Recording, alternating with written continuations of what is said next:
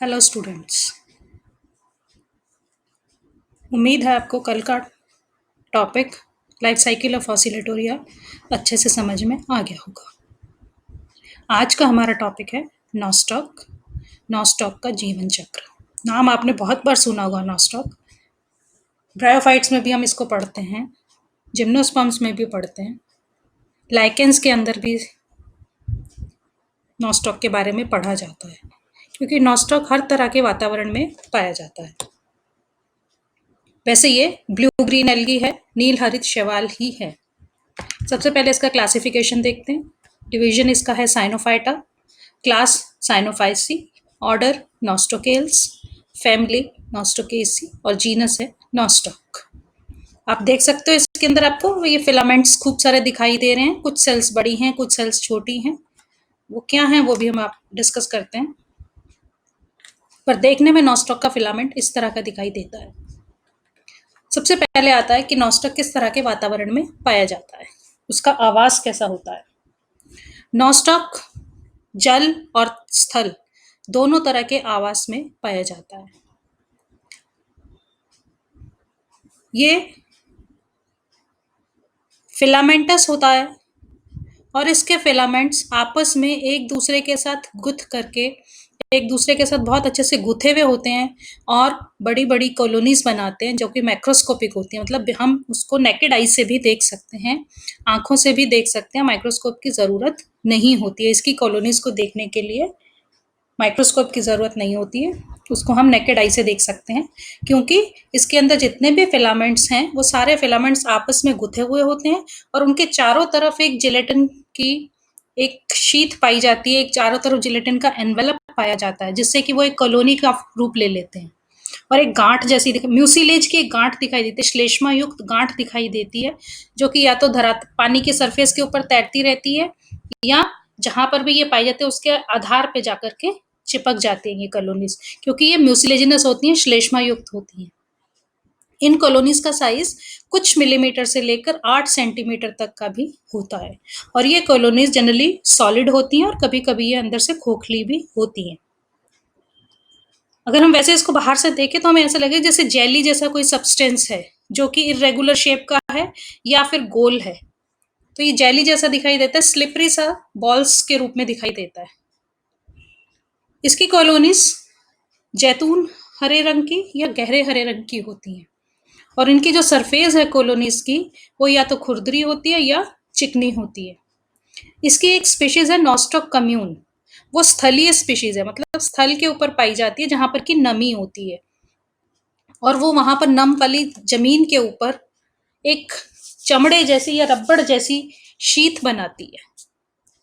उस सॉइल के ऊपर, उस नमी वाली मिट्टी के ऊपर वो स्पीशीज एक रबड़ या चमड़े जैसी अपन कहते हैं शीत वैसी एक मतलब लेयर बना देती है, परत बना देती है। ये ज्यादातर आर्कटिक और एल्पाइन रीजन्स के अंदर पाई जाती है। इसके अलावा नॉस्टॉक फंजाई के साथ भी पाया जाता है, जिसको हम कहते हैं सहजीवी के रूप में पाया जाता है और वहां पर ये लाइकेंस बनाता है। कुछ नॉस्टॉक की स्पीशीज एंथोसिरोस जो कि एक ब्रायोफाइट है उसके अंदर पाई जाती हैं। कुछ स्पीशीज साइकस के कोरोलॉइड रूट के अंदर, आपने पढ़ी भी होगी, साइकस में प्रवालाभ मूल होती है, जिम्नोस्पर्म है साइकस, उसकी रूट के अंदर भी ये पाई जाते हैं नॉस्टॉक की स्पीशीज। इसके अलावा नॉस्टॉक जो है वो चावल की खेती वहां पर बहुत पाया जाता है, क्योंकि वहां पर ये वहां उसकी फर्टिलिटी को इंक्रीज करता है, खेत की फर्टिलिटी को इंक्रीज करता है, उसकी उर्वरक क्षमता बढ़ाता है, क्योंकि वहां पर ये नाइट्रोजन को, जितनी भी फ्री नाइट्रोजन होती है उसको फिक्स कर देता है, जो कि प्लांट्स के काम आती है।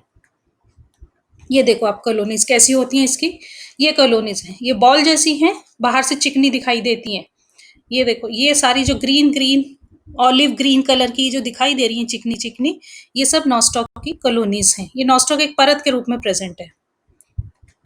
इसके अलावा फिर ये देखो आप यहाँ पर कितनी क्लियर कॉलोनीज नजर आ रही हैं, गोल गोल गोल गोल छोटी छोटी कॉलोनीज हैं। जब इन कॉलोनीज को हम माइक्रोस्कोप के नीचे देखते हैं तो हमें इस तरह के फिलामेंट्स इनके अंदर दिखाई देते हैं। यदि कॉलोनी का स्ट्रक्चर देखें तो बहुत सारी, जैसे एक माला होती है, माला के अंदर मोती पिरोए हुए होते हैं, उसी तरह से मोती को अगर हम एक सेल मान लें और एक माला जो है वो एक पूरा फिलामेंट है, तो एक चेन बन जाती है मोती जैसी कोशिकाओं की।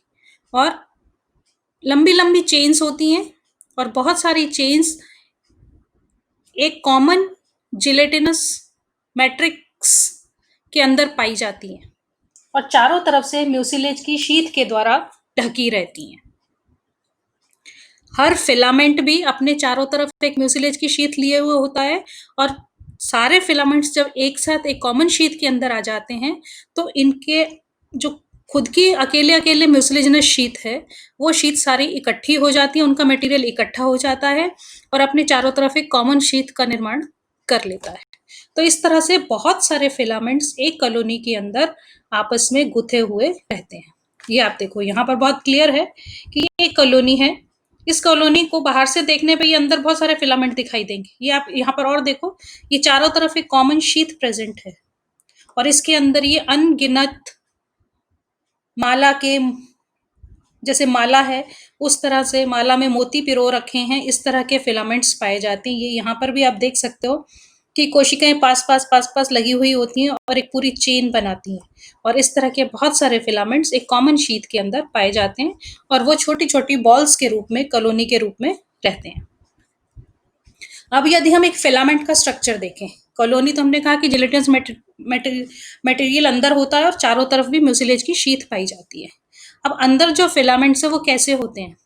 अंदर जो फिलामेंट्स होते हैं वो एक पंक्ति में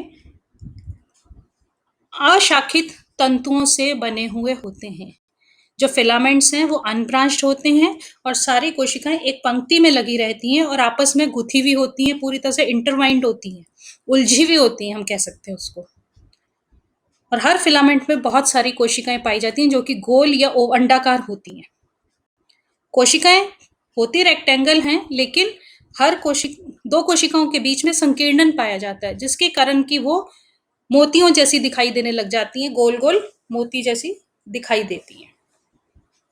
हर फिलामेंट एक कॉमन शीथ के द्वारा ढका हुआ होता है और पूरी कॉलोनी के अंदर फिलामेंट्स चारों तरफ फैले हुए रहते हैं और परिधि की तरफ फिलामेंट्स की संख्या ज्यादा होती है। अब यदि आप एक फिलामेंट को देखो तो आप ये देख सकते हो कि ये पूरा एक फिलामेंट है, इसके अंदर ये गोल अंडाकार कोशिकाएं हैं, ये संकीर्णन है। ये कोशिकाएं देखो, जहां पर दो कोशिकाएं आपस में जुड़ती हैं वहां पर उनमें संकीर्णन उत्पन्न हो जाता है जिससे कि ये गोलाई लिए हुए हो जाती हैं इस संकीर्णन के कारण। और फिलामेंट्स के बीच बीच में कुछ हेट्रोसिस्ट कोशिकाएं भी पाई जाती हैं। हेट्रोसिस्ट के बारे में हम पहले भी डिटेल में पढ़ चुके हैं। ये नॉस्टॉक के अंदर पाई जाती हैं। इनको हम इंटरकैलरी हेट्रोसिस्ट कहते हैं क्योंकि ये कोशिकाओं के बीच बीच में कुछ पाई जाती हैं हेट्रोसिस्ट।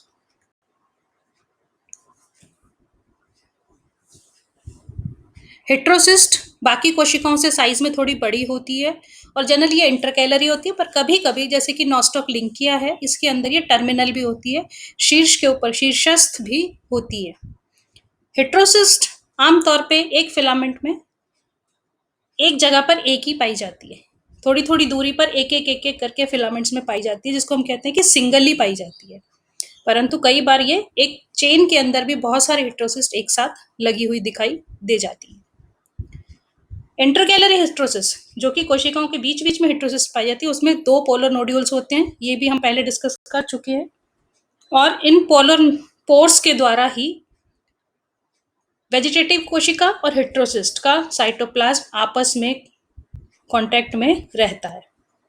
जब हेट्रोसिस्ट मैच्योर हो जाती है उस समय इन पोलर पोर्स के अंदर, ये जो पोर्स होते हैं दोनों तरफ छिद्र होते हैं, इनके अंदर रिफ्रैक्टिव मटेरियल जो है वो भर जाता है जिसके कारण कि ये पोर्स बंद हो जाते हैं और उसको अब हम कहते हैं पोलर नोड्यूल्स।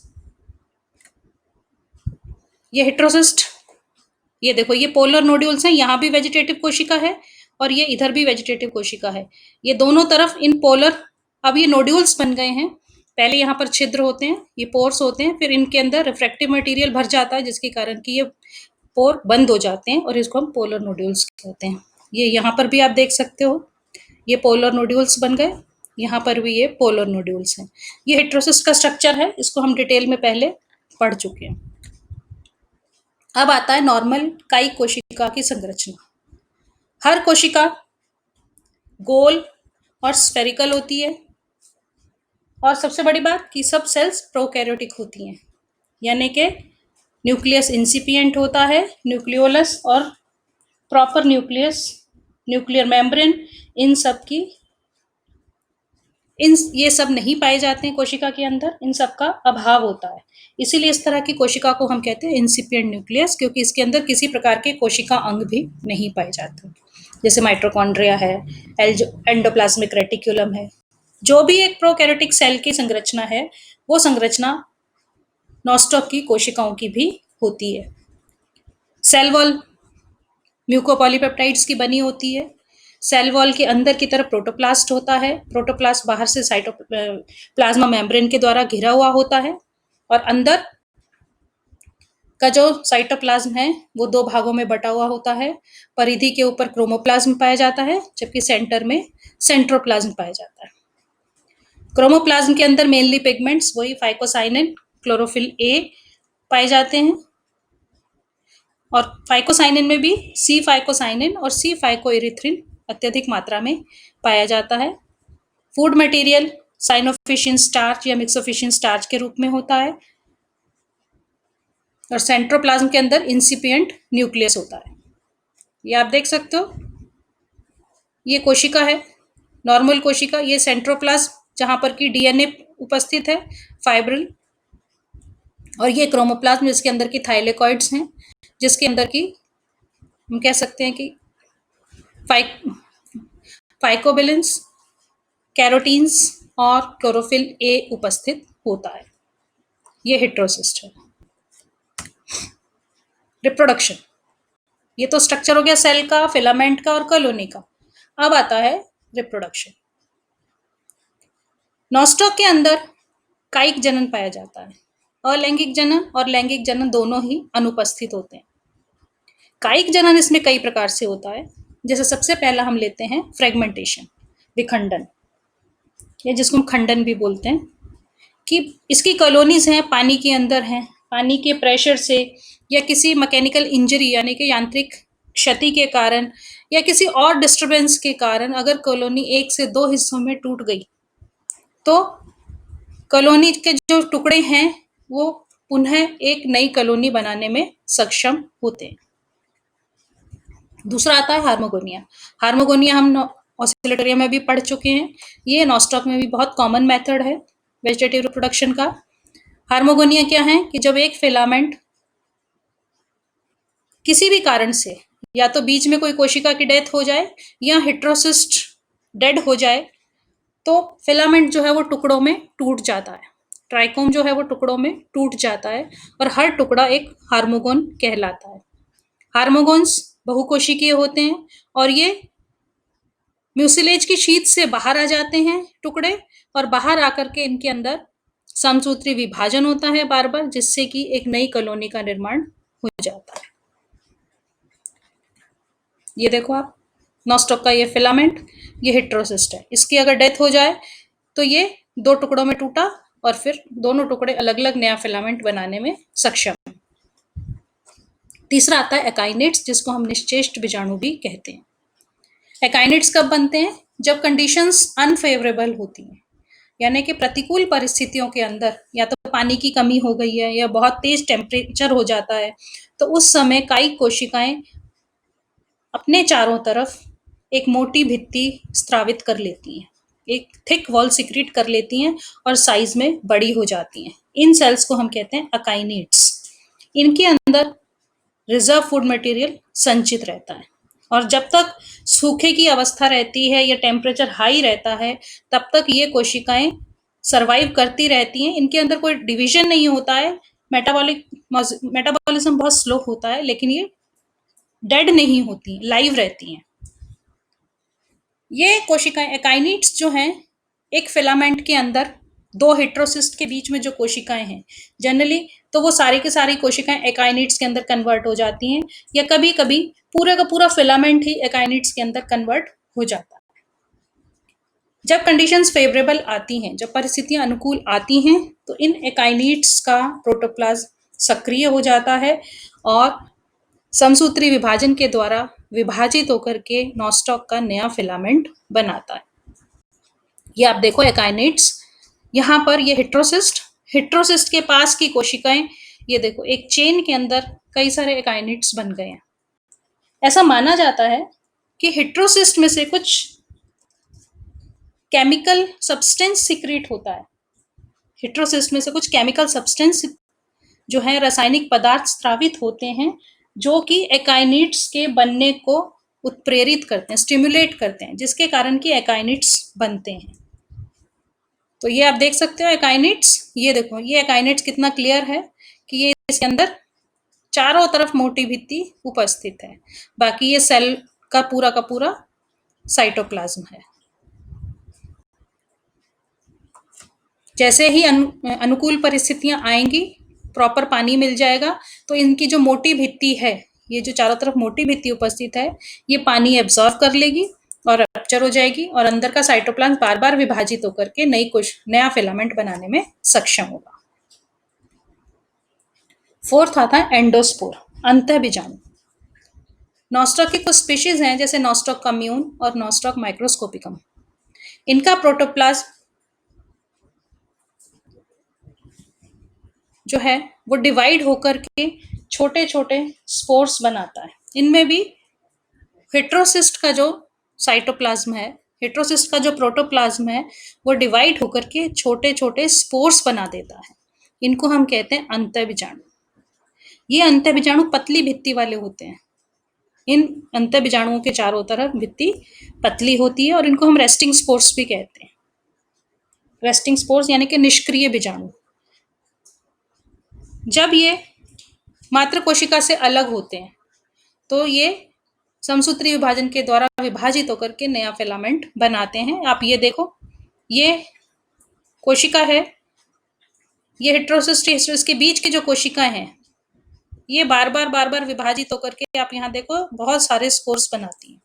ये कई सारे स्पोर्स आपको दिखाई देंगे। तो इनका पूरा प्रोटोप्लाज्म जो है वो डिवाइड होकर के छोटे छोटे स्पोर्स बनाता है और ये कोशिका से बाहर आकर के नए फिलामेंट बनाते हैं। लास्ट आता है हेट्रोसिस्ट, नॉस्टॉक कम्यून। फिर वही स्पीशीज जो कि स्थलीय स्पीशीज है, इसमें हेट्रोसिस्ट भी कई बार वेजिटेटिव रिप्रोडक्शन का काम करती है।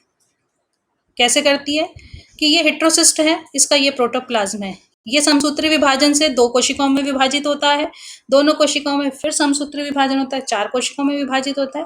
इस तरह से बार बार विभाजन होने से 4 से 8, 8 से 16 कोशिकाएं एक लंबा फिलामेंट बन जाता है। उस केस में फिर जब फिलामेंट की लंबाई बढ़ती है, तो हेट्रोसिस्ट की वॉल जो है वो रप्चर हो जाती है यहाँ से, और एक फिलामेंट जो है वो नए नॉस्टॉक के फिलामेंट की तरह फंक्शन करता है।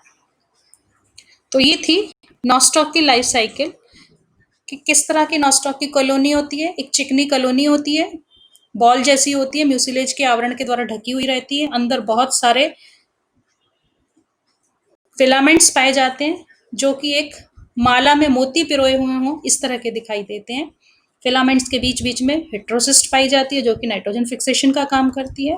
बाकी काई कोशिकाएं पाई जाती हैं जो कि सब प्रोकैरियोटिक होती हैं।